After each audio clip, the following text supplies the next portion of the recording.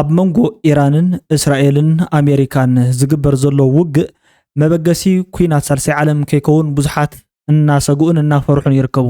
ኣብ ዝተፈላለዩ ክፋላት ዓለም ዘሎ ዓድታትን ብፍላይ ከዓ ኣብ መንጎ ሚድል ኢስት ወይ ከዓ ማእከላይ ምብራቅ ዝርከቡ ዓድታትን ካልኦት እውን ኣብ ኣውሮፓን ኣብ ኣፍሪካን ዘሎ ዓድታትን ናብዚ ጉዳይ ክስሕብ እዩ ተባሂሉ ስግኣት ዝግበረሉ ዘሎ ውግእ ናይዘን ሰለስቲአን ዓድታት ማለት እዩ ናብ ዝለዓለ ብርኪ በፂሑሎም ሎም ማዓንቲ ከዓ ድሕሪ 2 ሰዓት ወይ ከዓ ቅድሚ 2 ሰዓት ኣቢሎም ቅድሚ 6 ሰዓት ኣቢሎም ዝነበሩ ሓደሽቲ ትኩሳት ኣፕዴታትን እንታይ ከም ዝነበሩ ብዛዕባ ዝውግእ ዘሎ ቀጠናዊ ትሕዝቶታትን ንመን ክጥንቀቑ ከም ዝግብኦምን ንመን ዓድታት ክረክብ ከም ዝኽእልን እግረ መንገድ ናብ ዝናይሎም ማዓንቲ ጉዳይ ክንዛረብ ኢና። መበል 130 ዓመት ዝኽበር በዓል ዓድዋ ብፅምብል እንዳተኸብረ ውዒሉ ኣብ ዝተኸብረሉ እዋን ብዙሓት ሰባት እንኳዕ ንበዓል ዓድዋ ብሰላም ኣብፀሓኩም ናይ ጀጋኑ ኣቦታትናን ናይ ኣያታትናን ታሪኽ እዩ በዓል ዓድዋ ክንዝክር ከለና ከዓ ምስኡ ተታሒዙ ኣዝዮም ዘኹርዑ ታሪኻዊ ትሕዝቶታት ዘለዎ እዩ። ናይ ንበዓል ሃፀይ ዮሃንስ ሃፀይ ምኒልክ ራስ ኣሉላ ወዘተ ዝኣመሰሉ ጀጋኑ ወለዶን ኣቦታትን ትውልድን ናይ በዓላቶም ፀላኢ ኣይነድፍሪን ናይሎም ክሳብ መወዳእታ ሒዞሞ ዝፀንሑ ታሪኽ ምዃኑ ኩሉ ሰብ ዝፈልጦ እዩ። ኣብቲ በዓል ዓድዋ ኣመልኪቱ ግን ዝተዘረቡ ዘረባታት ኣዝዮም ብጣዕሚ ዝገርሙ ትሕዝቶታት ኣለው። ንዓይ እውን ገሪሞም ኣለው። ገለገለ ክነግረኩም እየ ብፍላይ ብመንግስቲ ኢትዮጵያ ዝተዘረቡ እዮም ማለት እዩ። ቀፅለ ቢልና ንኸይድ ብርጌድ ንሓመዱ ኣብ ትግራይ ዝርከቡ ሰበስልጣናት ጠሊሞም ናዮም ወይ ከዓ ብሓፂሩ ምስቲ ህዝቢ እኳ ምንም ኣይበሉን፣ ግን እቶም መራሕትን ኣመራርሓን ክሒዶምና ዝብለልኩሞ ጉዳይ ንሕና ይካሓድናኩም ንስኹም ኢኹም ቀዲምኩም ናብቲ ጀኖሳይድ ዝፈፀመናን ጀኖሳይድ ኩናት ዝኣወጀልናን መራሒ ከይድኩም ክትፅምበሩ ፈቲንኩም ዝብል ዓለቕዲ ዋላ ሞገተ ወይ ከዓ እንታይ ዘረባታት ምንባሮም ኣብቲ ጉዳይ ክነግረኩም እየ። ብፍላይ እውን ምስቲ ኣብ ስዊድን ዝነበረ ጉባኤኦም ማለት እዩ ኣተሓይዞም ካብ ዝተልዓሉ ቶፒካት እውን ስለ ዘለውን እግረ መንገዶም ክዕልለልኩም እየ ወይ ከዓ ናይ ሎም ማዓንቲ ትሕዝቶታት ኣስፍሕቢለ እንታይ ከም ዝነበሩ ካብ መጀመርያ ጀሚረ ክሳብ መወዳእታ ክነግረኩም እየ። በሉ እስኪ ሃየ ናብቲ ናይ ሎም ማዓንቲ ትሕዝቶ ክንከይድ። ንስኻትኩም ነቲ ቻናል እዚ ሓደሽቲ እንድሕር ዳ ኮይንኩም ሳብስክራይብ ምግባርኩም ኣይትረስዑ ክብለኩም እየ ዝደሊ። ወል እንድሕር ዳ ነባራት ኮይንኩም ግን ብተመሳሳሊ ናብዚ ናይ ሎም ማዓንቲ ርእይቶ ሒዘኩም ከይዲ ኣብዚ ርእይቶ ከዓ ከንብበልኩም እየ ገለ ክፋላት። ኣብ ትቅድም ኢሉ ዝፀንሐ ርእይቶ ሓጎስ ካሕሳይ G3T ሓቂዩ ብርትዕ ክብል እዩ ሓቅነቱ ምዃኑ ገሊጹለይ ዘሎ ይቐኒየለይ ብራቮ ክብል ተወልደ ንጉሰ ላይክ ገይሩ ከዓ ነዚ ቻናለይ ሓሊፈሎ ማለት ይቐኒየለይ። ኪዳነ ማርያም ስብሃት ብጣዕሚ ዝውሓጥ ዘረባ ጽቡቕ መልሲ ንሜሮን ሂብካዮ ደስ ዝብል ምእንቲ ሓቂ ዝሃብካዮ መልሲ ንሜሮን ብጣዕሚ ዘኽብረካ እዩ። ኩሉ እተቦ ናይ ብሓቂ ብኣኽብሮ ስለእተቦ ብዙሕ እየ ዘንቐካ ከማኸ የብዝሑ ዓለምና ብሃርሞኒ መታን ክትመላለስ I love your presentation and continue doing the right thing. Be blessed. ኢልነሎ ማለት እዩ። ዋው thank you much indeed. respectful ዝኾነ ርእይቶ ብጣዕሚ ኣዝዩ ምርቃ ዘሎ ብጣዕሚ ፍልይ ዝበለ ኪዳነ ማርያም ስብሃት ሓወይ ዝሃበኒ ርእይቶ ብጣዕሚ ኣዝዩ ዘገርም ርእይቶ እዩ። ይቐኒየለይ ክብረት ይሃበለይ ክብለካ እየ ዝደሊ ማለት እዩ። ጎይቶ ኦማሩ ሽደን ልባም ውሕዳት ሓቀኛታት ከማኻ ክንሰምዕ ከለና ተስፋ ንገብር ኣብ መጻኢ ህዝብና ትግራይን ኤርትራን ከም በዓል ማዕበል ዝበሃል ሓሳሳት ዓገብ ዝበልካዮ ናይ ሰማዕትካ መልሲ እዩ ዕድመ ይሃብካ ክብል ገሊጽለይ ኣሎ ማለት እዩ። ኩልኹም ክብረት ይሃበለይ ይቐኒየለይ ብጣዕሚ ክብለኩም ዝደሊ። ናብ ናይ ሎም ማዓንቲ ኣርእስተ ጉዳይ ሒዘኩም ክኸይድ። ካብቲ ኣርእስተ ጉዳይ ናይ ኣሜሪካ خسارታትን ወታደራዊ ውድቀትን ኣብ ልዕሊ ኢራን ኒውክሊየር ማዕስከራት ዝተፈጸመ መጥቃዕቲ ዝውሰኽ ዘሎ ቁጽሪ ሞቲ ክልላዊ ግብረ መልሲ ሕነ ምፍዳይን ዝኣመሰሉ ኣብዚ ናይ ሎም ማዓንቲ ቶፒክ ዝረኣዩ ጉዳያት እዮም። ኣቐድመ ቢለ ናብ ኣቶም ሒዘኩም ክኸይድ። እዚ ጉዳይ እዚ ቅድሚ ዝተወሰኑ ሰዓታት ኣቢሉ ኣብ ልዕሊ ኢራን ማለት እዩ ቴሄራን ትድብደበላ ዝብል ጉዳይ ዝተገለጸ ጉዳይ እዩ ክነግረኩም እየ።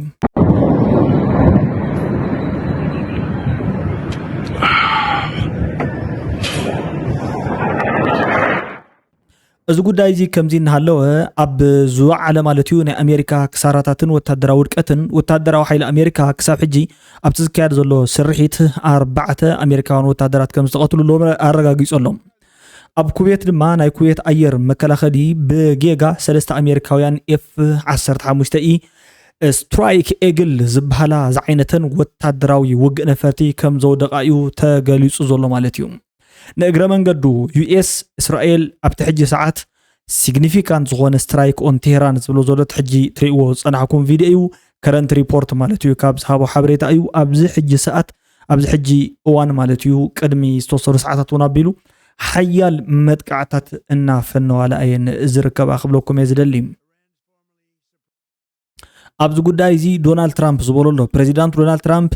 new statement on the Iranian strike ዝብል ኣብቲ ናይቲ ማለት ዝተዋሃበ ሪኢቶ እዩ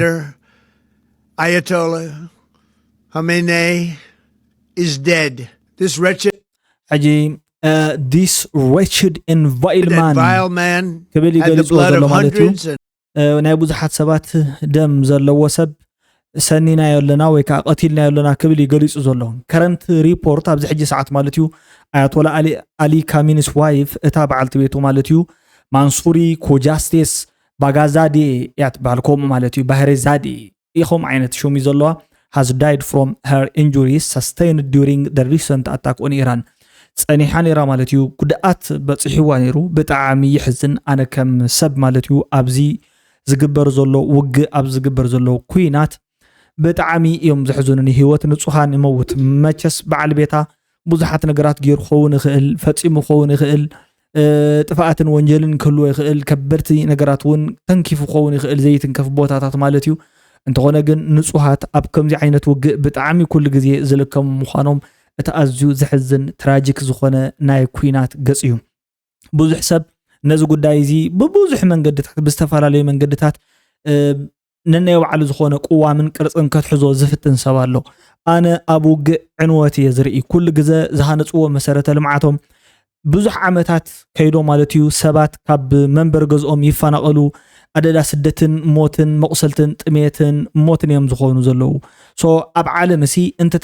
ተኻኢሉ ሰላም ዳ መድለየ ነይሩ እምበር ውግኣትን ወሮ ውግኣትን እሲ ከምዚ ፊልም ኣይኮኑን ደስ ኢሎምካ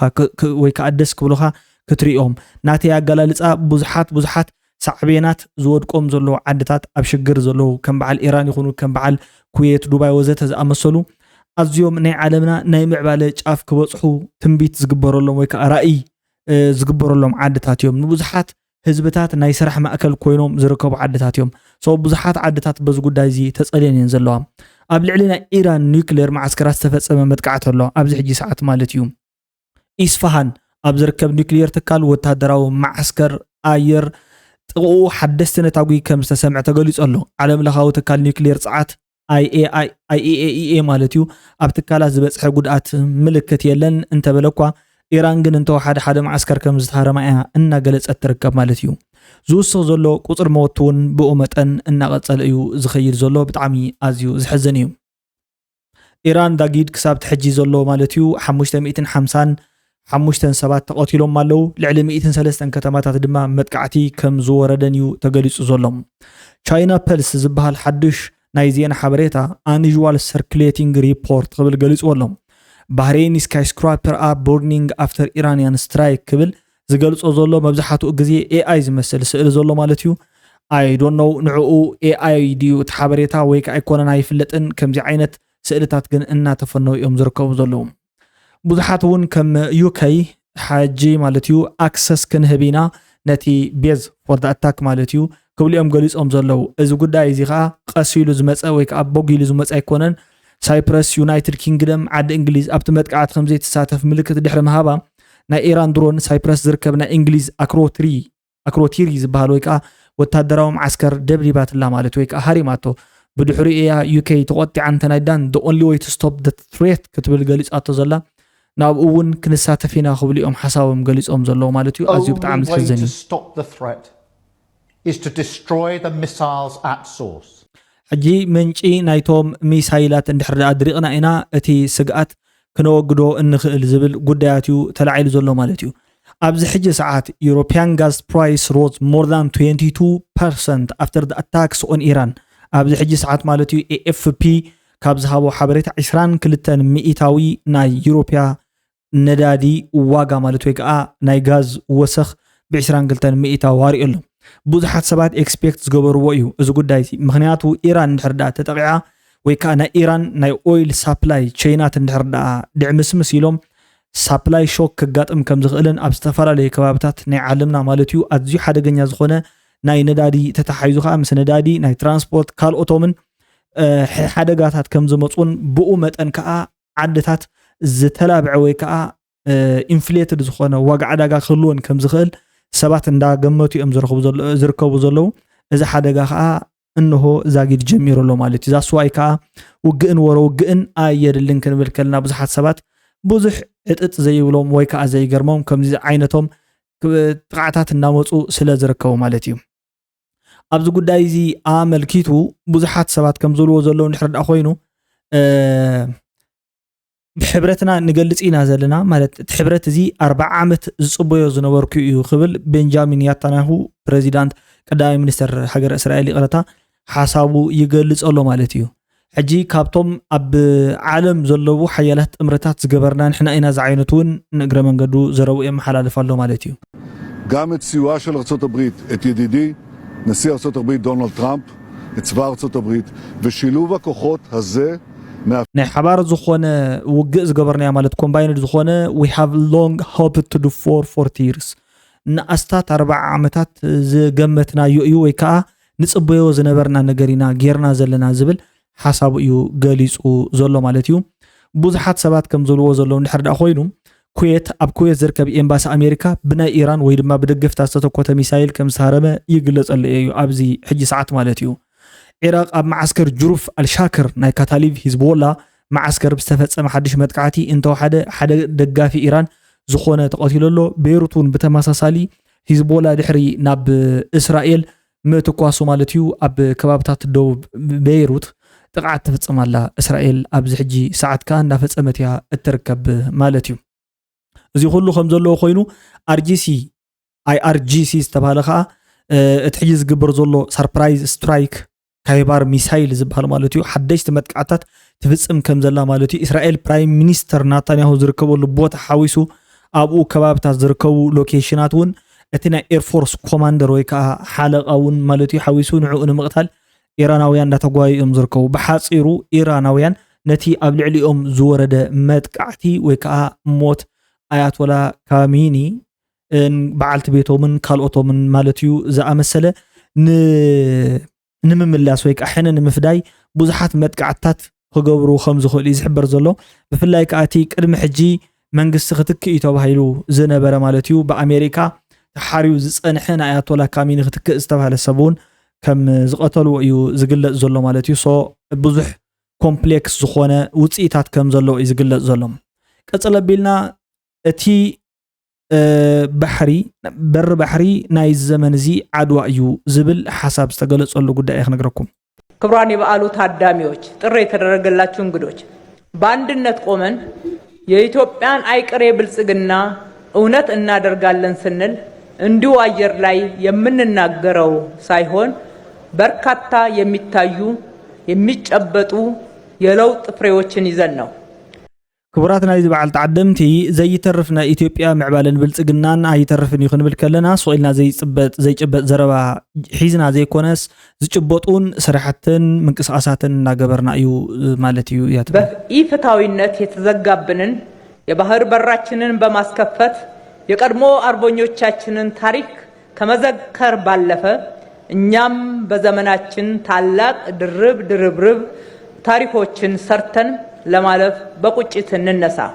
ሕጂ ብቁጥዕ ክንል ዓሊና ነቶም እቲ ባሕሪ እንድሕር ኣመሊስናዮ ከዓ እቶም ቅድሚ ሕጂ ዝነበሩ ጀጋኑናን እቶም ሓርበኛታትናን ንዝክረሉ ኢና ዝብል እዩ ካብቶም ኣዝዮም ነዚ ባሕሪ እዚ ዝተዋግኡ ብነዊሕ ዓመታት ከዓ ማለት እዩ ሰሓጢት ጉራዕ ጉንደት ዶጋዓሊ ወዘተ ዝተዋግኡ ሓደ ኣይ ጀነራል ኣሉላ ኣባነጋ ኣፍሪካዊ ጀነራል እናተባህሊኦም ዝጽውዑ ብዙሓት ጀነራላት ከዓ ኣብ ኩናት ዓድዋ ከም ዝተሳተፉ ይዝረብ ማለት እዩ በቲ ሽዑ እዋን ጀነራል ኣሉላ ኣባነጋ ኣብ ዝተፈላለዩ ከባቢታት ወዲ ምንባሮምን እንታይ ዓይነት ጅግንነት ዝነበሮም ሰብ ምዃኖም እኳስ ኣይጽዋዕን እዩ ስለዚ ብሓጺሩ ነዞም ጀጋንና ክንዝክር ኢና ክበሃል ከሎ ኣሉላ ኣባነጋ ዘይዝከሩሉ ጀነራላት እንድሕር ኮይኖም እቶም ብፍላይ ከዓ ማለት እዩ ጫፍ ውፅውፅ ዝበሉ ንሕና ኢና ተዝሓየልና እምበር እቲ ካልእ ከባቢ ግን ሓያል ኣይኮነን ኢሎም ዝዛረቡ በዓል ደረፍቲ ቴዲ ኣፍሮ ከዓ ኣብቲ ምኒልክ ጸሊም ሰብ ወይ ከዓ ምኒልክ ጥቁር ሰው ዝብል ደርፉን ኣልበሙን ወይ ከዓ ኢትዮጵያ ዝብል ካልኦትን ታሪኻቱን በዓል ባሊቻ ኣባ ነብሶ ወዘተ ካልኦት ዝበሳሰሉ ጀጋኑ ዘኪሩ ንበዓል ኣሉላ ኣባነጋ መብዛሕትኡ ግዜ ኣብቲ ታሪክ እዚ ኣዝዮም ተዋሳእቲ ምንባሮምን ወሰንቲ ናይዚ ታሪክ ሰብ ክፍል ምንባሮምን እንተይዘከረ እዩ ዝሓልፎ ወይ ከዓ ተፀውዒ እዩ ዝሓልፎ ብተመሳሳሊ ብወገን ኢትዮጵያ ከም ዘለዎ እዩ እቲ ታሪክ ብኡ ዝቕፅል ማለት እዩ ኣሉላ ኣባ ነጋን ራብዓይ ዮሃንስ ራብዓይን ሓሊፎም ሽሞም ማለት እዩ ነቶም ሕጂ ዘለዎ መራሕቲ ንምርጋም እንተዘይ ኮይኑ እዚኣቶም እንትላዕለ ይስማዓን ኣብ ትግራይ ከዓ ከምኡ ብተመሳሳሊ ውድብ ሕወሓት ንኣስታት ዓመታት ማለት እዩ ንዘለኣለም ኦልሞስት ምባል ይከኣል እዩ ናይዞም ጀጋኑ እዚኦም ታሪክ ብደርፊ ይኹን ብዝተፈላለዩ ወፂኡ ተሰኒዱ ፊልም ተሰሪሕሉ ወይ ከዓ ካልኦት ነገራት ተገይሩ ክስራሕ እንተሎ ኣይረአን እዩ ኦልሞስት ድሕሪ 1960ታትን ገለመለታትን ዝነበረ ናይ ውድብ ቃልስታትን ካልኦት እንተዘይ ኮይኑ እዞም ሰብ ታሪክ እዚኣቶም ብኸመይ ዓይነት ኣማውታ መይቶም እንታይ ዓይነት ህይወት ነይርዎም ምስ ባሕሪ ምስ ካልኦትን ዝኣመሰሉ ጉዳያት ኣልዒሉ እንተዛረብ ሰሚዐ ይፈልጥን ወል እቲ ጉዳያት እዚ ተታሒዙ ተደፊኑ ይጸንሕ እሞ ንባዕሎም ጥቕምታት ክብሉ ከለዉ ከምዚ ሕጂ ትብሎ ዘላ እዛ ሰበይቲ ወይ ከዓ እዚኣ ከንቲባ ከተማ ኣዲስ ኣበባ እያ ማለት እዩ ወይዘሮ ኣዳነች ኣበቤ እያ ትበሃል ከምዚኦም ዝኣመሰሉ ሰባት ክዛረቡ እንተሎ ወይ ከዓ ናይ ባዕላቶም ፍቕራ ግን ነቶም ጀጋኑ ኣምፂኦም ይፅውዕዎ እዮም ኣብዚ ሕጂ እዋን ኣብ ኩናት ዓድዋ ተሳቲፍና ዝብሉን ደቂ ጀነራል ኩናት ዓድዋ ኢና ዝብሉን መብዛሕትኡ ሰባት ከዓ ኣብ መለመኒ ቤተክርስትያን ኣብ ዝተፈላለዩ ኣዝዮም ሓደገኛታት ዝኾኑ ዝብላዕ ዘይብሎም ከባቢታት እዮም ዝርከቡ ማለት እዩ ሶ ኣብ መስጊድ ኣብ ዝተፈላለዩ ቦታታት ወዲቖም ዝርከቡ ዓበይቲ ኣረጋውያን ብዝኾነ ይኹን መንገዲ ኣልዒልካ እንድሕር ደኣ ተዘይጠውየርካዮም ናታቶም ጅግንነት ከምዚ ጌርና እንተልዓልና ወዘተ ዝበሃል ነገር ነቲ ንስኻ ትብሎ ዘለካ ዓላማ ክሳብ ዝሃርም ኢኻ ከምኡ ትጥቀም እምበር ከምዚ ዓይነት ጉዳይ ከምዘይዛረቡ ፈፂምና ንኣምነሉን ጉዳይ ኢና ማለት እዩ በዓል ዓድዋ ታሪክ ወለድና እዩ ታሪክ ጅግንነት ወለድና እዩ ጅግንነት ወለድና ጥራሕ ኣይኮነን ወለድናሲ ኣብቲ መሬትና ኮይኖም ዝተዋግእሉ መሬት እዩ ማለት እዩ መሬት ዓድዋ ዝተዋግእሉ እዩ ኣብኡ ግን እንትኽበር እንተሎ ይኹን ናይ ጅግንነት ታሪኻት ሲምፖዚየማት በዓል እንትኽበር ናይዞም ጀጋኑ ምርኢት እንትግበር ተሎ ሃይንርእን ዘለና ምክንያቱ እዚ በዓል ዓድዋ ዝምልከት ነፃነት ናይ ኢትዮጵያውያን እዩ ብዝብል እቲ ብገጽ ወገን ትግራይን ብካልኦት ከባቢታትን ዘሎ ነቲ በዓል ዓድዋ ከናዓቁን ከወሓደን ኢኻ ትርኢ ማለት እዩ ዝሕዝን ታሪክ እዩ ዮሃንስ ዋኒ ኣሉላ ዋኒ እንተ ኣሉላ ዋኒ ዝበሃል ዝነበረ በቲ ሽዑ እዋን ምክንያቱ ኣብዚ ሕጂ ሰዓት ነቲ ለኣሳ ኣሉላ ወዲ ቁቢ እናበለ ዝፅውዕ በዓል ኣወል ስዒድ ጀነራል ጌራ ተቐበለት ትግራይ ነዞም ጀነራላት እዚኣቶም ቀዲሞም ናይ ዝክሮም ነይራ ሕጂ ከዓ ኦልሞስት ከም ዘይትዝክሮም ክነገረኩም እየ ዝደሊ ማለት እዩ እንተኾነ ግን በዓል ዓድዋ ጸለምቲ ንፃዓዱ ዝነበሮም ሽርሒ ዓቕሚ ጉልበት ከፍሽሉ ከም ዝኽእሉ ንኻልኦት ዓለማት እውን ንኻልኦት ከባቢታት ኣብዚ ሕጂ እዋን ብላክ ንሕናሲ ንኾርዓሉ ኢና ዝበሃል ናይ ነፃነት ኣዋጅ ዝተኣወጀሉ መዓልቲ ምዃኑ ማንም ሰብ ክሕዶ ዘይግባእን ጸለምቲ ኮይና ከዓ መጀመርያ ግዜ ጻዕዱ ጸሊምሲ ክዋጋ ይኽእል ግዲ እዩ ሓያል ግዲ ኢሎም ዝበሉሉ እዩ ማለት እዩ ሶ ኣብዚ በዓል እዚ ክኽበር እንተሎ ዞም ጀጋኑ ክርስቲዕ ይብሎምን ኦፍ ኮርስ ነግረ መንገዶም መፈከር ግን ተጠቒሞምሎም ኣለዉ ክብለኩም እየ ዝደሊ ኣይተጌታቸው ካሕሳይ ረዳ እንኳን ለአድዋ ድል 130ኛ ክብረ በዓል አደረሰን እንኳን ንመበል 130 ዝኽሪ ዓወት ዓድዋ ኣብፅሐና ክብል ሰናይ ምኔቱ ገሊጹ ማለት እዩ ኣብዚ ጉዳይ እዚ እዘን ምኔቱ በዓል ኣዳም ኣብርሃ ተኽሉ ወዘተ ዝኣመሰሉ ሰባት ከዓ ነቲ ሓበሬታ ከምኡ ገሊጾም ኣለዉ ጨርቆስ ወለ ጊዮርጊስ መርከብ ኮምፓስ እንተጠፊእዋ ባሕሪ ጠላቂት እያ ዝብል ናይ ዶክተር ደብረጽዮን ገብረ ሚካኤል ዘረባ ሶኒ መዓልቲ ኣስሒቁኒ ክብል ፖስት ገይርዎ ኣሎ ማለት እዩ ኣብዚ ጉዳይ እዚ ብዙሓት ሰባት ተገሪሞም እዮም ዝገልጹ ዘለዉ ኤርትራ ባሕሩ ንመሬቱን ተቃሊሱ ዘረጋገጸ እዩ ዝብል ናይ ጀነራል ገብረ ጻድቃን ወግዒ ንስማዓዮ ብኡ ክንቅጽል ኢና ተኾይኑ ባሕሪ ህዝቢ ኤርትራ ባዕሉ ተቃሊሱ ባሕሩ ንመሬቱ ዘምለሰ ህዝቢ ኤርትራ ንሰላት ደቆ ከፊሉ ዘረጋገጾ መሰል ዓርሰ ውሳኑ ነፃነት ተምጽእሎ ኣሎ እዚ ምስ ዝሕድግ ዝኾነ ሓይሊ ምትሕባር ነቲ ዝተቃለስካሉ ዓላማ ምሽረራፍ እዩ ገለገሊኦም ካብ ትግራይ ዝበቆሉ ጽግዕተኛ ብምስባስ ዘጥቅዖም ሰባት ወደብ ባለዎ ባሕርታት ባለዎ ህዝቢ ኤርትራ ይግብኦን ዝብሉ ኣብ ከምዚ ዝበለ እኩይ ነገር ዘይ ምስታፍ መትከል ይዝሓት ገለገሊኦም ኣሰላልፎም ዝቀየሩ ናይ ገዛእቲ ደርብታት ናይ ወረርቲ ተሓሳስባ ዝሓዙ ዓሰብ ባናህና እዩ ዝባናህና እዩ ህዝቢ ትግራይ ከምኡ ኣይኮነን ዝብል እቲ ህዝቢ ኤርትራ ተቃሊሱ ዘረጋገጾ መሰሉ ብዘይ ምሽረራፍ ይሕለወሉ ኣራይም ህዝቢ ትግራይ ሲ እንታይ ይበሉ ውሽጢ ደገ ቶም መራሕቲ እንታይ ይብሉ ሎማ አንተ ክነግረኩም ኤርትራውያን ኣለኹም ተጋሩ ኣለኹም ኢትዮጵያውያን ኣለኹም ኩሎም ትሰምዑ ኣለኹም ተመሳሳሊ ኣብቲ ወግዕዚ ህዝቢ ትግራይ ብዙ ጉዳይ ዝባሕርስ እንታይ ዝብል ሓሳብ ኣለዎ ክነግረኩም ህዝቢ ትግራይ እቲ ባሕሪ መብዛሕትኡ እቲ መንእሰይ ወይ ከኣቶም ኣግኣዝያን ወዘተ ገለኹምታት ምድረ ባሕሪ ደቂ ምድረ ባሕሪ ኢና ወዘተ ዝብሉ ህዝቢ ትግራይ እቲ ባሕሪ ይምልከቶ ኢሎም ዝሓስቡ ሕጂ ኣነ ሓሲ ኣይነግረኩምኒ ኣነ ንባዕለ ኢንክሉዲንግ ይምልከቶ እዩ ኢለ ዝሓስብ ይምልከቶ እዩ ኢለስ ይሓስብ እቲ ባሕሪ ኦኬ ንኤርትራ ብምንታይ ዝብፅሓ ድሕሪ መዓዘ ተበፅሒዋ ድሕሪ መዓዘ ብሒታቶ እንድሕር ዳ ኮይኑ ንፈልጥ ኢና ኩለና ማለት እዩ ብፍላይ ከዓ እዚ ባሕሪ ናብ ጣልያን ድሕሪ ምሻጡ ካብቶም ክልተ ደቂ ዓፋር ሕዋት ማለት እዩ ናብ ጣልያን ድሕሪ ምሻጡ እቲ ቀሺ መንሹሙ ዝነበረ ሽዑ ዑደት ዝገብር ዝነበረ ድሕሪ ምግዝኡ ብድሕሪኡ ዝተገብሩ ስምምዓትን ብዓለም ለኸ ዝተገብሩ ሕግታትን ከም ዓዲ ገይሩ ንኤርትራ ድሕሪ ጠጠው ምባላን እዩ ኣመና እናረሓቐ ከይዱ ወይል እንዳረሓቐ ክኸድ ከሎ ወነንቲ እቲ ባሕሪ ሰብ መን እዮም እንድሕር ዳ ኢልኩም of course የውጋዓኩም ጸኒሐ ሰሓጢት ጉንደት ዶጋዓሊ ወዘተ እዚኦም ኩሎም ጉራዕ ማለት እዩ እዞም ውጋኣት እዚኦም ብራእሰ ኣሉላ ዝግበሩ ዝነበሩ ውጋኣት ምእንተ ትባሕርን ምእንተ እትዶብ መረብን እዮም ማለት እዩ ምክንያቱ በተሽዑ እዋን እናጣሓሰ ንኤርትራ ጎበጥክዋ ንትግራይውን ብኡ ሒዞ ወሰድክዋ ብኢትዮጵያውን ብኣተኹ ዝብለሉ ዝነበረ ሞመንት ነይሩ ጥልያን ሕጂ ጥልያን ዘውፅኦ ካርታ እዩ ዘሰማምዓና ኢሎም ዝኣመኑ መብዛሕትኦም ሰባት እንታይ እዮም ዝብሉ እቲ ባሕሪ ኣይምልከቶም ይፈጽሞም ንተጋሪውሉ ወል ኢትዮጵያውያን ዝምልከቶም ንትግራይ እንትሒዞም እዮም ነኽሱም እንድሕር ሒዞም እዮም ይፈልጡ እዮም እዚ ጉዳይ እዚ ከዓ ንዓና ክሰዱና ዘይክእልሉ ምክንያት ወይ ከዓ ከም ሃገር ንሕና ክንጣየሽሲ ፈጽሞም ዘይምነይሉን ዘይደልይሉ ምክንያት ሓደ እንተሃለወ ኣብዚ ሕጂ እዋን ንዓና ሒዞም እዮም ክሌም ክገብርዎ ዝኽእሉ እቲ ርስቲ ማለት እዩ ርስተ ጉልቲ ዓደቦና ምዃኑ ማንም ሰብ ይፈልጥ እዩ ሕጂ መብዛሕትኡ ሰብ ከታይ ይብል ኣብዚ ሕጂ ሰዓት ከመይ ጌርካ እቲ ባሕሪ ዳሞ ዋንነት ናይቲ ባሕሪ ትግራይ ይኹን ኢትዮጵያ ካልኦተን ከረጋግጻ ዝኽእላ ከመይን ኤርትራ ዲያ ጥራሕ ክትውሕቶ ዝግብኣ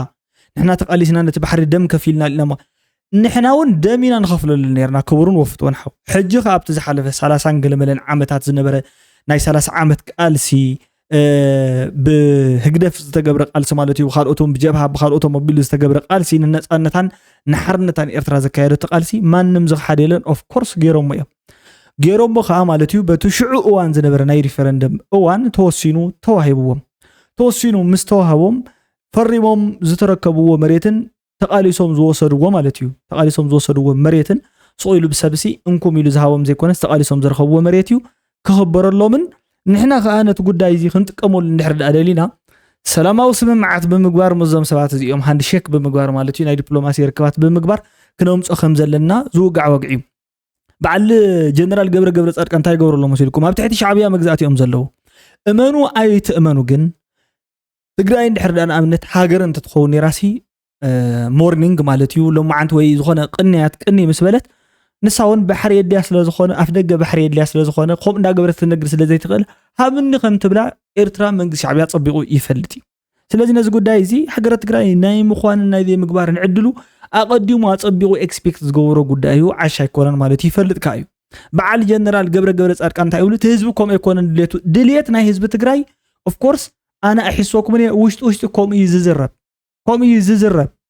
ባሕሪ የድልየና እዩ ዝብልሲ ትግራዋይስ ሞድ እዩ ውሽጢ ማለት እዩ ሕጂ ከዓ ግን ካብኡን ላዕሊ ዝገደደ ኩነታት ስለ ዘለዎ ቀዲሙ ካብኡን ላዕሊ ዝገደደ ሕቶ ስለ ዘለዎ ኣብዚ ሕጂ ሰዓት ማለት እዩ ግደፍዎሞ ባሕሪ መርዓሲ ትረፍክን ዓዲ ሕግያ ዝበሃል ደረቕ መሬት ነው ዓሉ ዝተቆርመሞ መሬት ስለ ዘለዎ ነቲ መሬቱ ንኸምልስ ዝገብሮ ዘሎ ጻዕሪ ምናልባት ኣብቲ ሕጂ ዘሎ ጠለብ ኣይደልን እየ ፀገም የብሉን ሕጂ ባሕርኩም ተወስዱ ትኽእሉ ኢኹም ብቻ መሬት ንምለስ ሓቢርና ክብለኩም ይኽእል እዩ ሶት ሪያሊቲ እዚ እዩ በዓል ጀነራል ገብረ ጻድቃን ዋላት ዝበሃል ዋላት ኢንክሉዲንግ ንባዕሎም ዝብልዎ ዋላቶም ሓደ መንእስያ ዝብልዎ ንሕና ደቂ ምድረ ባሕሪ ኢና ወነንቲ ናይቲ ባሕሪ ኢና ዝብልዎ ኣነ እውን ሓዊሰ ዝኣምነሉ ማለት እዩ ሓዊሰ ዝኣምነሉ ታሪክ ዘሎ ጽሑፍ እዩ ጽሑፍ ጥራሕ ዘይኮነስ ንቡር እዩ ነይሩ ቀረባ እዋንስ ይፍለጥ እዩ ጥልያን ድሕሪ መግዛእቲ ጥልያንሲ ነገራት ተሓማሚሶም ከም ዝወፁን ከምኡ ከዓ ነዚ ክልተ ህዝብታት እዚ መቃቂሉ ክገዝእ ዲቫይድ ኤንድ ሩል ወይ ከዓ ዲቫይድ ኤንድ ኮንኬር ብዝበሃል ፕሪንሲፕል ከም ዝመፀን እቶም ህዝብታት እዚኣቶም ቶም ትግርኛ ዝዛረቡ ዘሎ ህዝብታት ሲ ደቂ ሓደ ጎደዎ ደቂ ሓደ ከባቢ ምንባሮም ሲ ይፍለጥ ይብለኩም ኣለኹ ሓደ ቁኖ ሓደ ገለለዎም ገለገለ ኣይኮንኩን ዝብለኩም ዘለኹ ደቡብ ኮርያ ሰሜን ኮርያ እዮም ኮይኖም ከምኡ ገለገለ ኣይኮንኩን ዝብለኩም ዘለኹ እዞም ህዝብታት እሲ ሓደ ተሓሳስቦም ሓደ ዓይነት መንፈስ ሓደ ዓይነት ኣካይዳ እዩ ዘለዎ እቶም ካልኦት ኣብኡ ዝርከቡ 9 ብሄራት ንሳቶም ብተመሳሳሊ ዓድና ኢሎም ንዓዶም ተቃሊሶም ዝተዋደቁ ኤርትራውያን እዮም ሶ ንሳቶም ገዲፍካ ኣጓኒኻ ክትገብሮ ስለ ዘይትኽእለት ጉዳይ እዚ ብጥበብ ሒዝካ ብዝተፈላለዩ ብንካን ሃባን ሒዝካ ሃንድል ጌርካ ነቲ ባሕሪ ናይ ምጥቃም ቻንስ ደኾን ይርከብ ብዝብል እዩ መብዛሕትኡ መንእሰይ ነቲ ውግእ ሕሊፍካሲ ብሰላማዊ መንገዲ ልዝባት ክንረክብ ዝብል ትምኒት ዳኣለዎ እምበር ጀነራል ገብረ ጻድቃን ወዘተ ካልኦት ዝብልዎ ዘለዉ ባሕሪ እንደልንዶ ከምዘይ ንገብር እንዶ ዝብል ዘረባ ናይ ህዝቢ ትግራይ ሓሳብን ቁዋምን እዩ ንሕና ዋላ ባሕሪ ኣይን ደልዮን ኢና ዓዲ ጥራሕ ክንፈጥር ኢና ሃገር ክንፈጥር ኢና ኢሉ ነይሩ ኣብ መወዳእቱ ተዓፅዩ ብዘይ ዝኾነ ይኹን ሹቕ ብኣየር መጓዓዝያ ዓዲ ክመስሪቱ ወይ ከዓ ሃገር መስሪቱ ክነብር ዝደሊ ትግራዋይ የለ ሓሶት ስለ ዝኾነ ክነግረኩም ኢለ ማለት እዚ መትከላዊ እምነት ናይ ህዝቢ ትግራይ እዩ የሀገራችን የኢኮኖሚ ጥማት የሚረካው እና የ120 ሚሊዮን ህዝቦች እጣ ፋንታ ብሩህ የሚሆነው ኢትዮጵያ በጂኦግራፊ ግርግም ወይም በየብስ እግረ ሙቅ ያለ መታሰራን ስናረጋግጥ ብቻ ነው ማለት ምዕባለ ኢትዮጵያ ዘረጋግጥ ሲ ኣብ ወደብ ክልወና ክእል ኣለዎ የብስ ደረቕ መሬት ሲ ምንም ዝሙቆት እዚ ክልብልበና የብሉን ዝብል እዩ ፕሬዚዳንት ታዬ አጽቀሥላሴ እዮም ዝዛረቡ ዘለዎ ማለት ያብቲ ናይ ሎማዓት ዝነበረ ጉዳይ እዮም ዝዛረቡ ዘለዎ እቲ በዓል ዓድዋ ብዝምልከት ዝተዛረቡ ኣርእስተ ጉዳይ እዩ ማለት እዩ ሓዊሶም ዝተዛረቡ እዩ ወል ሕጂ እዚ ጉዳይ እዚ ንምጉሃር እዩ ክመጽ ውግእ ይኽፈት እምበር ባሕር ዝበሃሉ ዘታ ኣይከርከብን እዩ ገለገለ ዝብሉ እዚኦም ብምልኦም ከኣን ሓቢርና ኢና ንሪኦም ማለት እዩ ሕጂ ኣነ ዝብል ዘለኹ እቲ ኢትዮጵያ ተልዕሎ ዘላ ሕቶ ንባዕሉ ኣነ ብባኣይ ወገን ማለት እዩ ከም ሕቶ ክተልዕሎ ትኽእል እያ ቅቡል እዩ ትሕቶኣ ማለት እዩ ቅቡል ሕቶ እዩ ክተልዕሎ ከዓ ትኽእል እያ ምንም ዋላ ሓንቲ ንሳቶም እውን ይፈልጡ እዮም መብዛሕትኦም ምሁራት ብወገን ኤርትራ ዘሎ ይፈልጡ እዮም ግን ንትግራይ ረጊፃ ሓሊፈ ከይደ በትንየ ከይደ ከምፀ የገለገለ ዝብል መንፈሶምን ወቅዕታቶም ግን ኣነ ኩሉ ግዜ እናገረመኒ ይኸይድ እዩ ምክንያቱ እዘን ዓድታት እዚአን ክልቲአን ሲ እታ ምድረ ባሕር ትበሃል ዘላ ወይ ከዓ ሕጂ ኤርትራ ትበሃል ዘላ ዓድን ኢትዮጵያ ካልእ ክፋል ኢትዮጵያ ንሲ ትግራይ ኣታሒዛተን ነይራ እቲ ባሕሪ ከዓ ናይዞም ኣክሱማውያን ዝነበሩ ደቀባትን ሰበስልጣናትን ወደቦምን ምዕረፊ መራኽቦምን ዝነበረን ኣፍራሶምን ኣብ ቅልቶምን ማይሰት ያሉ ዝነበረን መናገሽኦም ዝኾነ ቦታታት እንዳኣንበር እዚኦም ዝሞቱ ህዝብታት እዮም ነይሮም ስኢሎም ኣብ ሓራ መሬት ዝፈጠሩ ህዝብታት እዮም ነዚኣቶም ሲኢልካ ከም ይሃሉ ብዘይገድስ ሓሊፍካ ኸድካ ተምጽኢኻ ዝብል ኣባሃሎም ኣነ ንባዕለይ ኩሉ ግዜ ምስ ደነቐኒ እዩ ይድነቕየ ኣነ ከዓ ይድነቕየ ማለት እዩ ወሳኝ ሓራይ ናቕፋ ፕሬስ ኑሮ ብኣዘርባጃን ገለ እዩ ዝብል ዘሎ ማለት እዩ ሕጂ ኣብዚ ሕጂ ሰዓት እሲ ኣብ ኣዘርባጃን እዩ ዝርከብ ቀዳሚ ሚኒስትር ኢትዮጵያ ክሳብ ሕጂ ናይ ተመለሰን ዛስዋይ ከኣፍቲ በዓል ዓድዋ ዘርኣኹሞ ዝብል እዩ ፖስት ገይሩ ዘሎ ማለት እዩ እዚ ናይ ናቕፋ ፕሬስ እዩ ማለት እዩ እዚ ሕጂ ተለጢፉ ዘሎ ፎቶ ግን ናይ ቅድሚ ሕጂ ዝነበረ እዩ ዝብል ኣዘርባጃን እንታይ እዩ ዘለዋ ማለት እዩ ያው ቅድሚ ሕጂ ማለት እዩ ካብ ኣዘርባጃን ዝመጻ ድሮናት እየን ኣጥቂዕና ንኽበሃል ከሎ ኣነ ይሰምዕ ነይረ ሶ ወይ ይሓትት ኣሎ ማለት እዩ ወይ ከዓ ኣብ ካልእ ጉዳይ ኣሎ ማለት እዩ ሕጂ ኸ ኣብዚ ናይ ዝሓውና ዘረባ ማለት እዩ እዚ ዝርርብ ክንሰምዖ ኢና ፀቢቕና ከዓ ክንርድኦ ክንፍትን ኢና እስቲ ኤርትራ እዙይ ክርድኦ ክኽእል ኣለዎ ዝመፆ መንገዲ ክግምግም ኣለዎ ብዘይ ምሕረት ኣሕና እውን ክንግምግም ኣለና ኩነታት ይቀያየር እዩ ዘሎ ዓለም ትጠልዎ ፖለቲካዊ ልዝብ ክንገብር ክንክእል ኣለና ናይ ህዝብታት ረብሓ ኣጉምት ክንእቱ ኣለና ወዮ ዓንዚዝናን ደንዚዝናን እምበርኮ ጆኖሳይድ ንህዝቢ ኤርትራ እውን ተኣዊጁ እኮ እዩ ህዝቢ ኤርትራ 3 ሚልዮን ይኾን በዝሑ ኢትዮጵያ 3 ሚልዮን ትወልድ እያ ስለዚ በዚ ጌርካ ጥፊእኻ ተዓድም ቁፃር ይከኣል እውን ኮይ ተባሂሉ ከምዚ እናተባሃለ እናተዘረብካ እንታይ ኢኻ ትገብር ዘለኻ እዚ ስርዓት እዚ ከዓ ብባህሪኡ ዘይቀየራ ነገር ዝገብራ ይዛረባ በቃ ይሓብል ጭፍጭፎኩም ይኸጥፎኩም ይብል ይጭፍጭፍ እኖታት ትበኺያ ኢኽን ይብል ይብኪ እዛ ኣጥፎኩም ይብል ዓይኑ ብጨው ዝሓፅፈ ሕጂ ትኽክል እዩ እዚ ሓውና ዝዛረቦ ዘሎ ማለት እዩ ትኽክል እዩ ዋላ ሓንቲ ስሕተት የብሉን ከምኡ እዩ ከቀትለኩም ኢል ነይሩ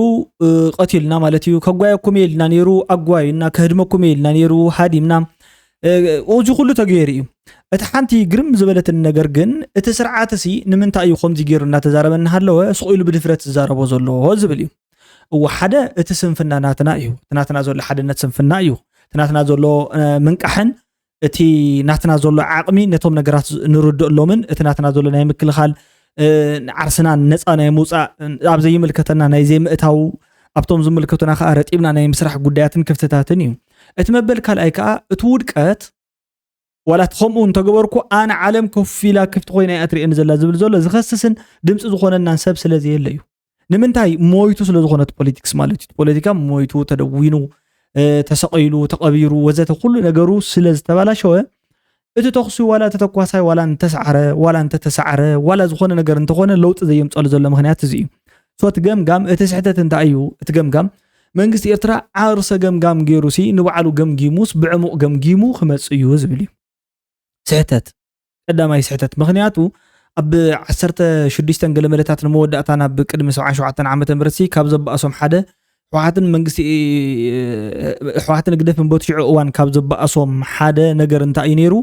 ወይ ከዓ ዝተቀየመ ውድባት ዓርሰን ግምግም ኣይኽእላ እየን ዝብል ቁዋ መውፅኦም ማለት እዩ ሕጂ ንሱ ከዓ መን ኮይንክን ንስኽና ዓይነት ግምግም ኣነ ዝብል ልዕቐት ስለ ዘለዎ እዩ ገምግም ዓርስኻ ኢልካ ንዕኡ መን እዩ ክግምግምና ትገምጋም ክንታይ ረቑሓ እዩ ክህልዎ ብምንታይ ዓይነት እዩ ክግምገም ሕጂ ንሕናሲ ወዲቕና ኮይና እንዳተገምገምና ኢሉ 2 ሰዓት እዩ ቪድዮ ሰርሓልካ እምበር ኣይግምግምን እዩ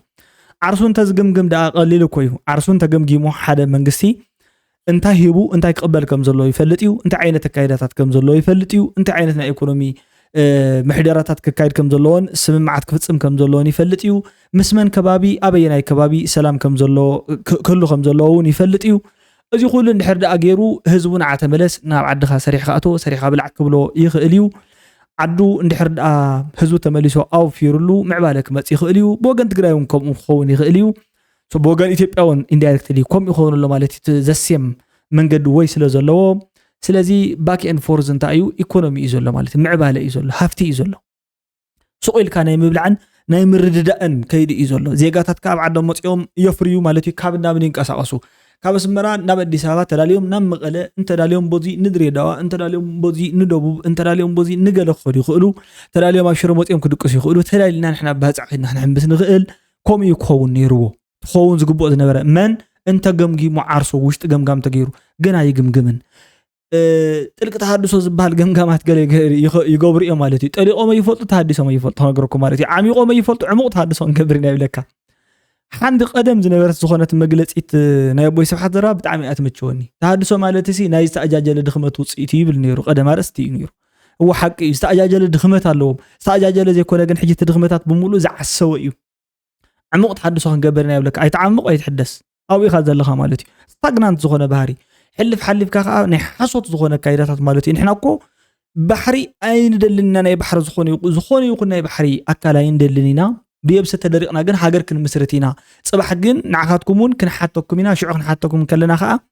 ሽዑ እዩ ዝምልከተና ድሕሪኡ ቅድሚኡ ኣይምልከተናን እናበለ ዝኸይድ እውን ዘተዓሻሸወኩም ሓይል እውን ኣሎ ኣነ ይርኢ ኣለኹ እዚኦም ኩሎም ውሽጢ ዝተደጎሉ ሓውታት እዮም ጽምዶ ንባዕሉ እንታይ ይብል ጸገም የብልኩምን ንዓኻትኩም ሲድሌትኩም ክንህበኩም ኢና ብፍላይ ከኣቲ መሬትኩም ሒዝና ዘለና ወላ ሓን ጸገም የለን ውግኡ ናይ ንኸፍትን ኢና ብጥራሕ ንስኻትኩም ሂዩማን ሺልድ ኮይንኩም ድፋዕ ኮይንኩም ነቲ ማእኸላይ መንግስቲ ተኸላኸሉልና እምበር ይብለካ ጽባሕ ግን ትቐጥቅጥ ምስ በልካ ዓቕሚ የብሉን ይሽዑ ቀጥቂጥ ኣብ ትሕቲ ኩርንዒተይ ከንብሮ ይኽእል እዩ ዝኣመነ ሓይሊ እዚኦም ክልቲኦም እንታይ እዩ ዝበሃል ብውሽጦም ሲ ተመን ዝበሃል ኣሎ ማለት እዩ ብውሽጦም ንንባዕሎም መን እዩ ጭልጭል ኣየና እዩ ኣዝማሪኖ ወዘተ እዮም ዝፃወቱልና ዘለዎ እምበር ይፈላለጡ እዮም ዘይፈላለጡ መሲልኩም ከይከውን እንተ ኣነት መፍትሒ ዝብሎ እቲ ቀሊል መፍትሒ እዩ ውግኡን ኣይኮነን ክሰማምዑን ስለ ዘይክእሉ ከምዚ እዩ ማለት እዩ ጽምዶ ናይ ብሓሶት እዩ ዝብል እውን ዘረባ ዝዛረበለው እዮም ምክንያቱ እዚኦም ካብ ጽምዶ እውን ዝሃዶም እዮም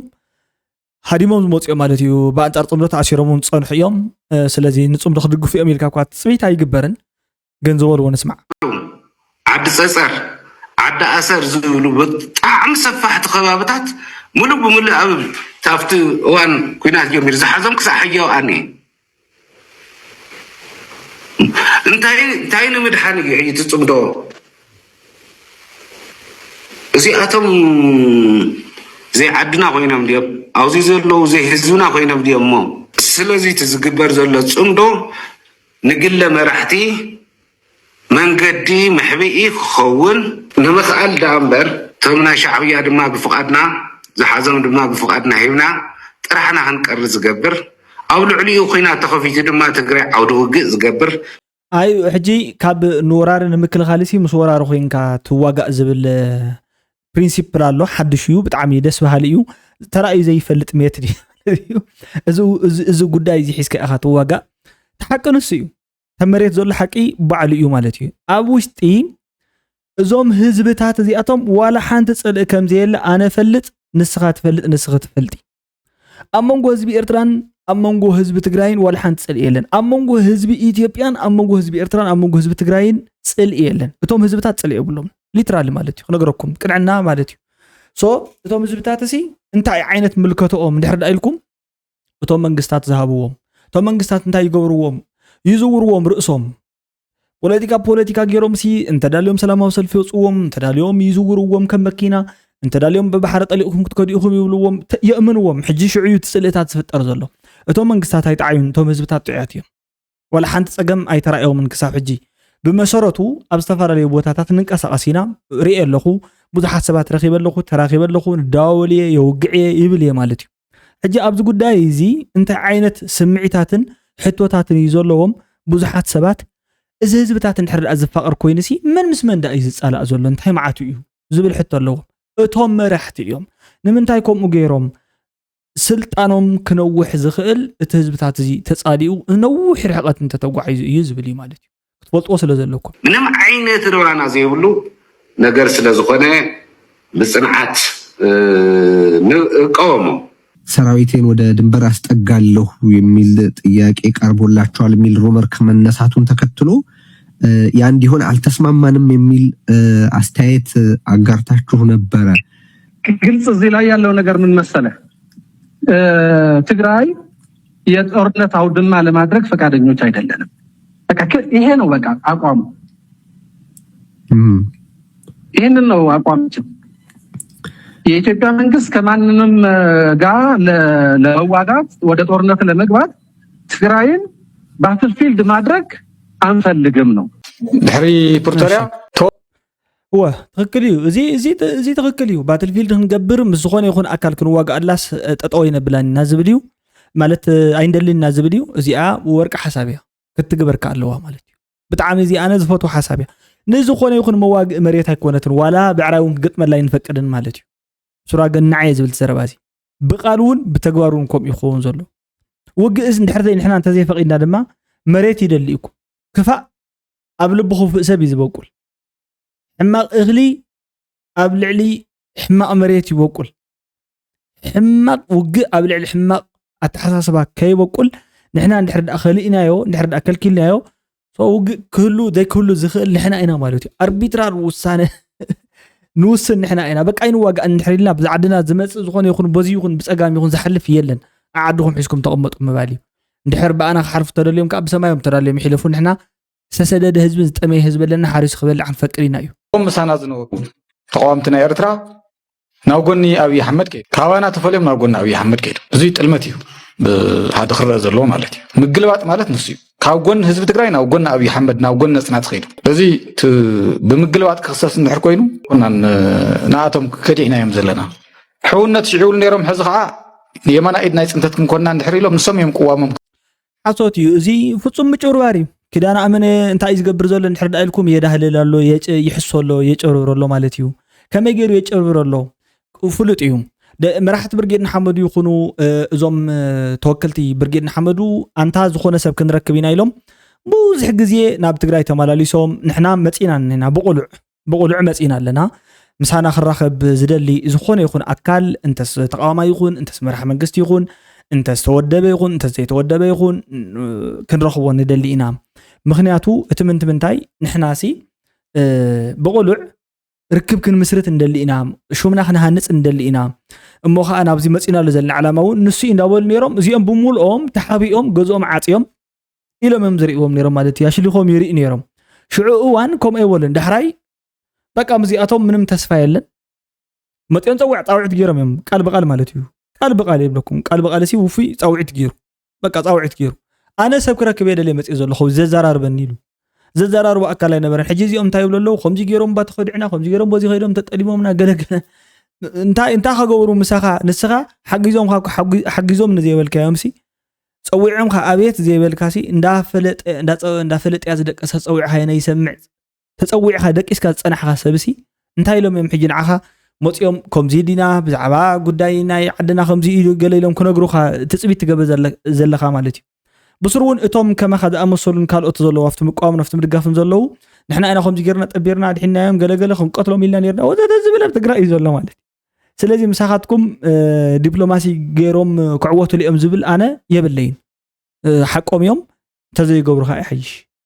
ምክንያቱ ዘይተኣማመነሉ ኢንቴግሪቲ ዝበሃለሉ እዩ ቀልዕና ዝበሃለሉ እዩ ኣብዚ ምስጢር ምሕላው ዝበሃለሉ እዩ ኦነስቲ ዝበሃለሉ እዩ ብዙሓት ነገራት ኣለዉ እዮም ስለዚ ንስኻ ሓሊፍካ ትህቦም ድሕር ኮይንካ በብዝመፅዎ ቁፅር እንድሕር ዳ ገዛ ዓፂኻ ፀኒሕካ ዳሕላይ ውፅእ ኢልካ ማለት እዩ ከመይ ዳ ኸይዱ ታኸይና ዘዛረበና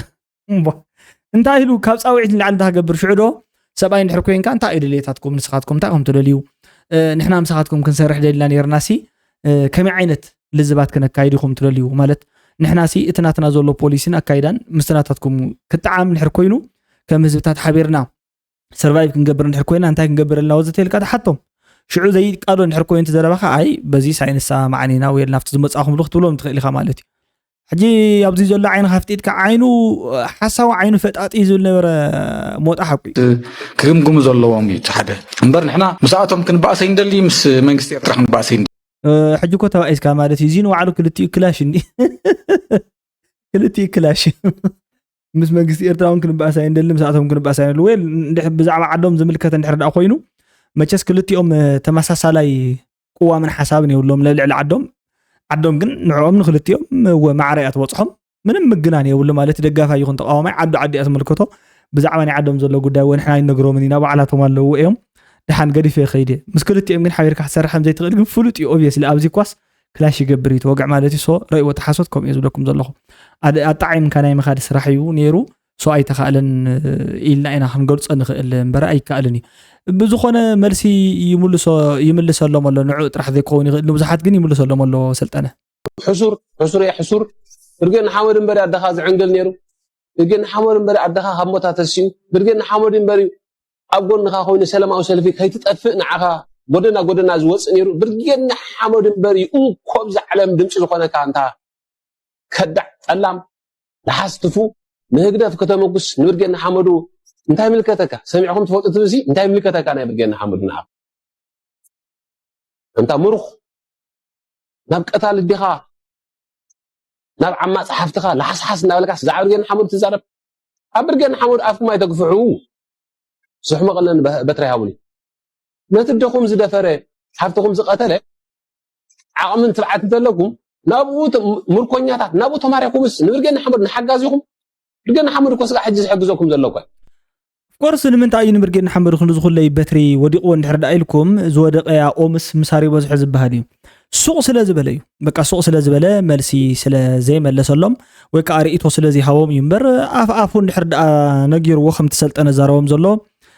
ዋላ ብርገን ሓመዱ ንባዕሉ ኣይክትንከፈሎምን እዩ ሓደ ብቐዳምነት ኣብ ሓገዝ እምበር ኣብ ጉድኣትና ይተረኽበን ስለዚ እንድሕር ዳ ሓገዝ ኮይኑ ኣብ ጉድኣትና ዘይተረኽበ ተኮይኑ ብርገን ሓመዱ ክሳብ ዘይተረኸበ ምስኡ ዝዛረብ የብልካን ብጉድኣት እንድሕር ኮይኑ ተጎዲእኒ እኳ ትብል ትኸስስ ተኮይንካ ሓግዝን ትብል ተኮይንካ ከዓ ንሓገዙ ክዛረበሉ ነርካ ይዛረበሉን እየ ምክንያቱ ኣይ ዶንት ኖ ስምዒት ሓተዋይነት ተሰሚዕኒ እዩ ስለዚ ነቲ ዝሓገዘኒ ሰብ እውን ብዙሕ ኣቓልቦ ክህቦ ይደልን እየ ነቲ ሓገዝ እውን ኣፍሉጦ ክህቦ ይደልን እየ ክነግረሉ ወይ ክገብረሉ ይደልን እየ እንተኢልካ እውን መሰልካ እዩ ግን ሱቕ ክትብለለካ ምርሱ ኢካ ክትፃረፍካ ይብልካን እንድሕር ተመሊስልካ ኣሰይ እየ ዝብል ኣነ ማለት እዩ ፅቡቕ ክምለሰልካ ይኮንካን ኤክስፔክት ትገብር ዋላ ንሳቶም እውን ሰናፋት መንእሰያት የብሎምን ክዛረቡካ እንድሕር ዳ ደልዮም ልክዕ ልዕካ ናይ ምንጋር ዓቕሚ ጉልበት ኩሉ ኣለዎ ሚቲ ሚድያ ኩሉ ልዕልና ይፈልጥዎ እዮም ማለት እዩ ሶ ልዕሊ ኺዳን ኣመነ እንድሕር ክዛረብ ደሊኻ ኣለውካ በዓል ስልጠነ መልሲ ክቡኻ ስለ ዘይደልዩ እምበር ክቡኻ እንድሕር ዳ ደልዮም ምእንቲ እታ መጎጎ ትሕለፍታ ንጭዋ ዝዓይነቱ ማለት እዩ ድሓን ገለገለ ሰባት ድኾምዚ ማለት እዩ ተዛሪቦም እሲ ኩሉ ሰራሕና ይኽንድውን ብዝብል እምበር ብዙሓት ኣለዉ ይዛረቡ ክትሰምዖም ኢኻ ሕጂ ልክዕ ልክዕ ንግሩሃ ይኽእል እዮም ማለት እዩ ካልኣይካ ምሕሳቡ እንዳተረፈኸድ ክኽእል ኣለዎ ብሻዕብያ ፅምዶ ንገብር ኣለና ኢና ብርጌድ ሓመዱ የድሊናን ሓደ ጉዳይ እኮ ሓፂር ነገር እዩ ብርጌድ ሓመዱ ከምዚ ኢሎም ጠሊሞም ሻዕብያ ግን ሽዑ እንታይ ይገብረካ ነይሩ ማለት እዩ ይኹሕለካ ነይሩ ይስእለካ እዩ ነይሩ ሽዑ ፅቡቕ ገይረ ይወቅበካ ነይሩ እሞ ምስ ፅምዶ ጌርካ ኣቤት أبيت زتونقال زخونة زرباني حبشانا مالتيو لا تقدم كمخاد صبغيو برجين حمدو خم أيقورن إنويس تزقوروا نجار بملؤ خمس نجاركم زلخوي مصيام يوم تصويع يوم حديثم يوم سماعي رخون نيرم قنت تصويع يوم مصيام يوم بالسفر عليه وان السفر عليه وعلامات تحيزهم مصيام يوم مالتي نزقال سانك أساسو ريم مو حاجاكي قبر من لو تقال سفليت أم يوم كده برجين حمدو على ملؤ أبز حدكم سلام وسلف وسيو دمس زخون لكم زوي لكم زنبرة كوي أي تحفرن أنت مركنيا كدع ألم مرحنة ناي تجراي يكون حزب تجراي مس حزب تجراي تصقم يبلنا حزب تجراي نعنا أبز حلف 10 عامات 3 عامات حزب إرترا مس حزب تجراي زقبروا وعل نيرون هاللي نايفلت وعل جرنا ينفلتنا تقليمهم ناقي فطرين في أبز حلف 3 4 عامات حزب زون 5 عام انتهي دا خطأ مخارا وعل تديجر كاسي زتقلم زي يتقلم دا انتهي نيردا مالتي يا بزقور كاي وعل كوي تتقليمه تبل وعل انت دي أسير كاس متلام زي متلام أو وعل زي ولد تلمت كميل موسي انت عينت كسي ودي نايز قال عبيخا صويل كاكوي متقبط أرنتي زرباسي يقاطرو لو قواطيرو خزارو يفتن مالتي أمونغو هزبتات ولا حانت أقم نيرا يفلت ميرون أمونغو هما خد أمسولون استمهارنا إنا زبلون زحنفشون زعبلوخو زنوبرون شعوز حسو زنوبرو حجي خا أمسولتات كوينوم تخالو خوينوم مسي بحاتيرو مالتي تخلا خوين كاس أجوزا بقيت خيرين كمتي هذا اللي خمالتي بقى خمزي مالتي خنقرك خلوه اللبيلة كمزي أمسول السبات حزبي يسألي أينا حزبي يسأل حزبي إرتراهم زول سبات يسألي حزب تقراكم زول سبات يسألي إن من تاي أي بهلنا أنا كايدانا مالتي زوجوا عبسب وتوجوا عبها نبري قدم يوم مجوع عملت تجديد كاسلة أطوى يفلت يجن الصحة ولا يتجدد كان ولا حنتي نحك جن تجدد تدري على بعلها من جديدك عرسها نتحسدك تجديدك فولو تجبر لها من يجدك له بعلها حزبታት ተጻሪኦም አይፈልጡን እዮም በቃ حزبታት ሲያጽሉን ነይሮም እንድሕር ሕጂ ረኺብካ እዮም ማዓንት በቃ ሰላም ኮይኖም ዝሓድሩ ነገረካ እኮ አንተ ወዲ ከፍቱ ቪድዮ ተዛሪበ መጽ ብስሩ ዋላ ሓንጻ ገም ይብል ኣነ ክነግረካ እንዶ ምሳኻ ዋላስ ትዛረበን ትኽእሊኻ ክጽርፈን ትኽእሊኻ ጽባሕ ኣታኹም ዝልካ ትዛረብ ነበርካሲ እንታይ ትፈልጠል ለካ ትብለኒ ትኽእሊኻ መሰልካ እዩ ኦፍ ኮርስ ኣነ ንስኻን ሓቢርና ተተረኺብና ሓወይ ማዓረ ተወድቕ እንድሕር ረኺበካ ዋ ጸላእ ዓይንኻ ይደፋ ኢለ ልዕለካ ዝኽእል ተሓቂ ነገረካ ዘለኹ ማለት በቃ ولا حنتي موخ اخساب كن دزي لبعوينا انا مالتي حجي بتعم ازيو لبعوي يله يزهزبك نغركا برك تستغبركو عد يغابرن بزحات نغرات كون يرم تغابيرم تبتم مرحت تغبرنايو مالتي تغبرنايو يبلكالو ግን እንተ ኾነ ህዝቢ ولا حنتي ዘሎ ምልከታ حساب حجي اي تغير نسخه ግን እንታይ ትብለለካ حجي ነትናትካ ድሌት ነትጠለብካ ከተማለ حجي ህዝቢ ተዓሪቁ እዩ ጸገማ ይኖረን ገለ ትብል ኣብቲ ውግ ግዜ ግን እንታይ ትብል ነርካ ንስኻ كحز مسؤولي عرسوك كلا خل كريحن أي اسكي حنت فيديو اسكم صلي اسكي حنت فيديو مصلي سراوي شعبيا أبتقرأ كيلو قالن سيز دفرولد إلقى تزارم يرك حجنسا حنت فيديو اسكم صلي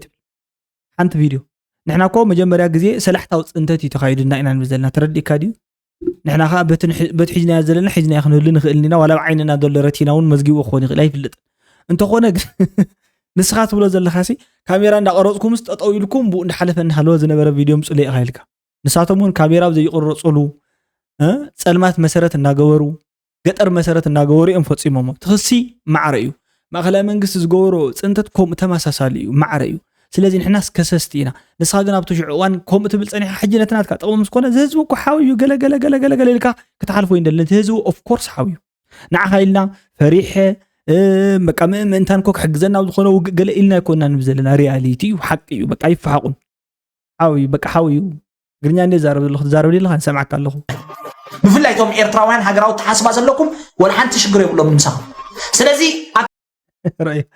ولا ሓንቲ ሽግር ይብልኩም ንሳኹም ወላ ምስ ሃገራው ተሓሳስባ ዘለኩም ሃገራው ዘይኮነ ተሓሳስባ ዘሎ ምስተቃዋማይ ንባዕሉ ምንም ሽግር ይብልና ንሕና ሓጅረ እዩ ምንም ሽግር ይብልና ምክንያቱ እቲ ንሕና ንድግፎ ዘለና ህዝባውነት ናይ ኤርትራውያን ዓድነት ናይ ኤርትራውያን ይኹን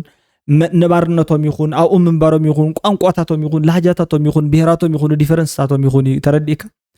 ምድጋፉን ምቋምን እቲ ሰብ ከከም ፐርሶናሊቲ ሕጂ ኣነ ነቶም ደገፍቲ ነቶም ተቃወምቲ ዝድግፍ ማለት እዩ ኣነ ንምንታይ እንድሕር ዳልካ ምክንያቱ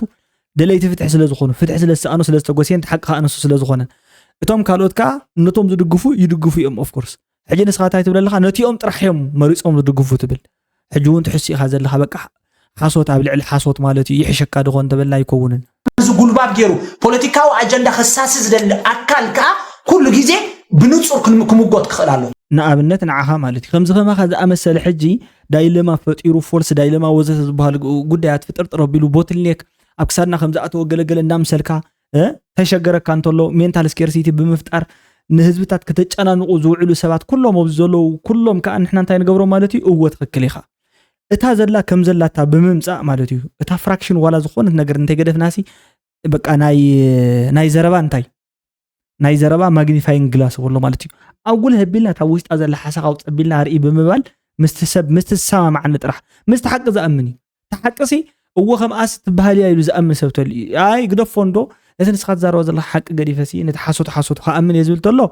ከምቲ ናትካ ዝበለ ክትል ይኽእሉ ግን ይሄው ከም ጌርና ካልኦን ሓንቲ የለን እወ ካልኦን ሓንቲ የለን ከም ኢና ንገብር ከ ዘለና ንሕና ማለት እዩ እሺ ቱፓክ ተናዲዶ ኣሎ ከምዚ መሰለ ጥልመት ኣሎ برجعنا حاول نداول كم كتوا طاوطول سيتحفروا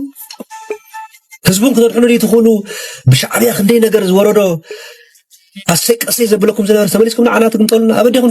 أبدهم نفلتكم كليو خطرفنا جمير زلوا مالتيو تناديدو خازي بتعمي تناديدو حجي بتعمي تقطعي مالتي الزربازي توباك مالت حدارون بر صقم كفتح زي كل إلهم يوم غرم مزلو حجي مالت صقم مفتحان حدار مفتحان نابزول يموسيدو مزلو ቋንቋ ትግርኛ ከዓ ተራቕና ላንበል በሓፂሩ ማለት እዩ ቱፓክ ማለት እስኪ ልቦም ካብ ጽልእን ካብ ታይ ባህልን የውፃዮም ይዝብል እምበር ወላ ሓንቲ ክምልሰለ ይደልኒ ንዕኡ ካብ ቀደም ኢኻ ፀላእ ህዝብ ትግራይ ካብ ቀደም ይፅልእ ዝሰብኽ ድጉል ፅልእ ስለ ዘለዎ ኣነ ወላ ሓንቲ ንዕኡ ክዛረብ ይደልኒ ብሰንኩ ከዓ ብርጌድ ሓሙድ ክትንክፍ አይደል ወይ ካን ኤርትራውያን ለውን ክዛረብ አይደልኒ ምክንያቱም እሱን ህዝቢ ኤርትራ ይውክልኒ ሓደ نسون حزب تقالستي برجن محمدون أيو كلني أقولنا زنبريم أقولني زنبريم جبرتي صبوهم جبرت صبوه تجريم يوم لكن كورسات صبو كورسات في المهار استكنولوجي خن عبد الله يبقى لاي يفقدنا وطعنا يفقدنا كل جرا يفقدنا كلنا جرتين بزي نكايد زلنا ناي دبلوماسي ناي باي تقالسي زعدي لذا يجي موداتا نقولوا زلنا نتاجمبار رئيس إجرام كلوها ملوك سوونت كله وين صالح زلنا إجري أبايتاي نسخة محبر سب علم سلسلة خلتين كا بعقلنا بستخال من جدي نكايدنا نزين كان نسخاتكم آتيكم أجرز أكتب إجري أبرز أكتب آتيو يعدنا من جدي خنجرا كلامي نفسنا مدحاني ناس قبرنا يا نجارات نفسنا خم كارخ ناس قبرنا يا نجارات كا بطلاش ولا نيات تخصصنا هقدر أبلغنا زخانة خصي أعجبنا لذي نزل مثل أنا حدا خاومي تي نايجزا أسرات غيرهم جل زبل نتوم جنزبكم زواتهم وكانتهم حجي بحجون نزم سوات يوم عقولنا مكوننا تولد صنعكم برب نفخون نحنا فردنا تقبلنا كوفيلنا جزان سبقنا نتوم نايجبنا هاتو عزاز أرتز بحالو ما يتعدها عبد حاتر الجزية ورقة سديدهم نبيهم كسوعنا أبيهم أتصفون نازلهم سربتنا نفوت عمرينا حذي بوشتي تقري حزد لسن إن لرنت بهالفيديو تقدم إلى أنحيث بالتكنولوجي باستفار عليه بزخالنا عقمنا نقال سلنا أنا خو متجور لكم من أسي زبلي تطاوعت نير تقص إلى زلها هجرف هاي كسسنانيو زخسسنا بوليسيو عرسنا مكل خلينا زجورنا نجرنا بسعبين أتينا أيزبل وين عرس خالي مكل خلي اللي كان بسعبين زي تخيل نحرد أخوينو نحرد أتيغا من متقبل رايت خد نير كمالتي جن تيكون زلوا نجار تأيو تحكي زي مفلات كابت حتى تنت أي دحنن فليتكم كتواجو أذكر لكم أمن مدر باي كترفيو كخير زلوا دقة في رخويو جمزي جليل كان حاو كان حفتها يا من ولا حنت نجريل يدق فيك أوم أمرو زلوا حسب الأمر بسجاسي دم كان دحر أمنا لبعض تزمر مروي جلا زخونة روح زخونة حاو كأخون زغر حفتها صوت أيكون زلوا برديت كون الله حسب إني حكينا حسب تفرز الله بقى تودي كأو بدي رئيس الله جن توقع له جل بالكان زبل رئيتون حسابنا لني كما يرخيكم أنا لو ما عند فيديو صبون حركوينو مقرب زبل من جدي دلاي فتحي إلوس وقع يولن مالتي ابناتي دقا في إلون كم وخم عشاق وقع يولن كنت قبل وزل لكم تقولوا إيه لا أنا كم زجيرن حد إرتراو زمت أخم زجير أسيرة حل في ولين بيتها سبب يصبح تاكل قط من يفلت أني نبعليون أبيوت يزنبر زلخو تاتقط من خمس زلاتا قبل عليك تبصح زي دلي أنا قرب لي خالوت كبصيح بالليل أزيك برينسيبل ويك أمر كون خلال لو مالتيو إلى ما عند فيديو نزي مسل تشاو إحنا قنيوتا تصبوا اسمعنا good light نحن حضرت حواتي ما نطيب